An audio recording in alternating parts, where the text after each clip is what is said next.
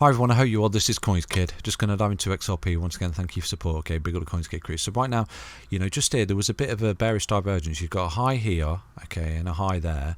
And if you look, you've got a high in the RSI and you've got a lower high. Okay, so you can see this is a cheat sheet that I've dropped into the chart for you. Okay, you can Google images this cheat sheet, but it's very handy to drop into your charts and just use as a reference. Okay, so you can see here you was actually creating a bearish divergence. Look just there because look. Potentially some kind of, it could be deemed as a regular divergence or an exaggerated divergence because, it is pretty much the level high, okay? It's not necessarily a higher high. It's very, very similar, isn't it? Look at that level of resistance. But in the RSI, you've got a lower high. Do you see that? And in the price action, it's very, very sort of leveled out. And you could see, look, it's essentially this exaggerated divergence, okay? And it's at that point we've come in for this roll. Now, coupled with that, you had the stock in the sky just there, okay? And with that, you start to come back down. Now, right now, the stock is in a beautiful position. If you ever want to see an impulsive move, this is where you want to be. The stock needs to be in the floor, like I said to you. Just there, look at this opportunity down here. You came down, oh shit, it's going to zero. You caught up over a series of days, and then you broke out, basically. You put in this big impulsive move. And where was the stock at the time? It was in the floor, okay? And right now your stock's been down there for quite a while, as it was up there for quite a while as well. So you're in a nice position. So one thing you can identify a move up is divergences. So example, you're creating a bearish divergence just there, and then you rolled, essentially retracing, okay? And that's what you're doing. You're retracing to this low at the moment. You've come up impulsively and you're retracing to this low. And like I said to you, you did come down to the 702 on this retracement from this high down, okay? And right now you've come down to that and you've held it at the moment. You are actually wicking just shy of that. You've not quite bounced off of 786. So if it was to sort of come up into resistance and roll again, you might have a little retouch of that 786. But right now you are sort of bouncing, okay? So if we can bounce here, you put in your correction, hold it, and you start to accumulate and start to come back up and attack that high, okay? But what you want to see is some kind of bullish divergence, and at the moment, there is a divergence, a bullish divergence that's actually forming here for XRP. I'm going to show you. So just here is your low, okay? So this is your low on the RSI, and right now you're making a higher low. If you bounce, it is all if it's big ifs, obviously. But right now you're quite in the floor. You're quite oversold on the RSI here, and that's actually called a bullish divergence. I'll show you. So in the price action, you've got a higher low, basically. Okay, do you see this? And then in the RSI, you've got a lower low, and it's this called a hidden bullish divergence. So just there, you've got a higher low.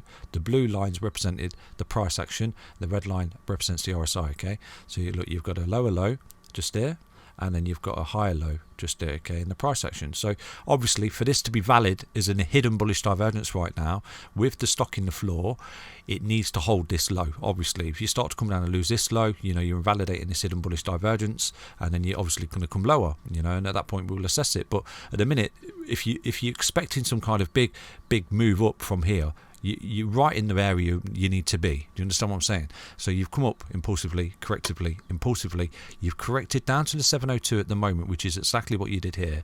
So if we can sort of bottom out here, okay, and start to form something like, it might get a bit boring, a bit flat, okay, but if we can create some kind of reversal pattern just there for XRP, then your low's potentially in this correction, okay, and you're matching it with the RSI and the stock RSI, and you've got divergences that are playing out as well, okay? So if we can sort of hold this, coil up over the next few days or whatever, and then start to push up, there is a potential we're going to take out that high, okay? And there's equally something else here as well I want to show you whilst I've got your attention, is for XRP, the 28th of March is some kind of significant, the 28th of April, sorry, all over the place, the 28th of April might be a significant date, and I'm going to show you why, okay? So if we drop, look, this was the low that we put in on January 22nd. Let me show you what I'm talking about.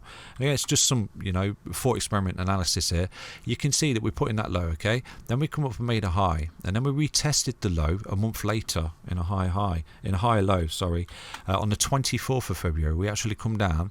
It was around about 4 weeks later, a month later, wasn't it? Give or take, around about a month later plus 2 days, okay, that we actually put in a higher low. So there's some kind of significant thing that happened there a month after. If I move to the charts here as well, from last year, if we drop the low on there, you can see that was on the 22nd of June, Alt V, and then we retested that low literally a month later as well, shy of 2 days. A month later, we tested a higher low, and then we started to come up. Do you understand that? So that was a month later retest, and out we went. And right now, you've got a month later retest, and out we went, basically. But here, we're running to resistance, and we're coming back for support, okay, for the continuation of this new trend. So, you know, like I said to you, this is a really, really key low for XRP. Right now, you've come up, you've made a higher low, and right now, hopefully, if we can hold this low, this is still a higher low. This is beautiful structure, okay, and we're in all the positions we need to be in to get that impulsive move to the upside, okay, for XRP. So, you know, I don't necessarily think we're going to go to zero. I could be completely wrong, okay, and these pullbacks and retracements are not nice. They don't feel nice. Just there, we actually went through one which was around about, where was that, down to the 1 fib, around about 32%. This correction so far from this high has come down roughly 26%. If it does mirror the previous correction, which was 32%, then you could be looking at, where are we, roughly coming down to around about 62 cents, which would still be a higher high if you don't lose the 1 fib. But that's quite a nasty retracement. But with that, your RSI would actually be in the floor, okay, and then you would be putting a whopping divergence, and with that, your stock's in the floor as well, which again, if you look, when your stock was in the floor and the RSI was in the floor, it offered opportunity for the big impulsive move to the upside, and effectively, you know, it's still a higher low, isn't it, where you want to be when you're sort of expecting that impulsive move. But, you know, it's just technical analysis, it's just something I'm looking at, okay, so keep an eye on that. I think, you know, for here, we're putting this high here on the 28th of March, just there, let me show you. So Alt V, who's to say that we don't actually come up and retest that high, or in fact put a higher high in on the 28th of April, you know, as a thought experiment, just there. Let me drop that in. So let's keep an eye on the 28th of April. If something significant happens, you know, even if you lose this and start to come down and retest here, you've still done something a month between these sort of lows. Do you understand? There's something happening a month on month basically for XRP, and we'll keep an eye going forward. But anyway, that's a quick update for you. It's not quite quick. I do apologise about the time. That's a bit of a thought experiment, and yeah, we have retraced so far to 702. Let's hope it can hold, and we create a reversal pattern at this point, okay, and start to retrace to that 0 fib at 93 cents. Take care, everyone. Back with another update on XRP. Stay healthy, stay strong, stay tuned. Bye bye.